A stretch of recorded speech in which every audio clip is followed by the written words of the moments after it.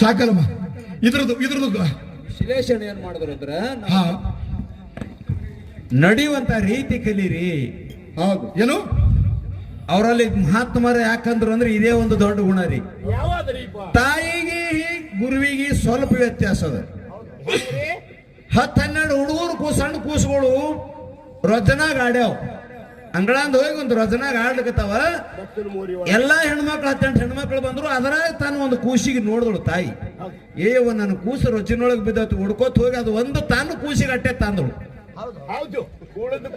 ಉಳಿದು ಕೂಸುಗಳಿಗೆ ನೋಡ್ಲಿಲ್ಲ, ತಾನು ಕೂಸಿಗಟ್ಟೆ ಎತ್ಕೊಂಡು ತಂದು ಮಾರಿ ಮೈ ಎಲ್ಲ ಕೆಟ್ಟ ನಾರ್ಲಕತ್ತಿತ್ತು, ಹೊಲಸು ಮಾಡ್ಕೊಂಡಿತ್ತು, ತೊಳೆದಳು. ಇದು ತಾಯಿದ ಸ್ವಾರ್ಥ ಭಾವ ಅದ. ಸದ್ಗುರುವಿನಂತ ಕಟ್ಟೆ ನಮ್ಮಂತವ್ರೆಲ್ಲ ಮೈಗೆ ಪಾಪ ಕಟ್ಕೊಂಡು ಯಾರು ಹಚ್ಕೊಂಡು ಹೋಗಿದ್ದೇವಲ್ಲ, ಹೊಲಸು ಹಚ್ಕೊಂಡು. ಗುರುನಾಥ ತನ್ನ ಉಪದೇಶ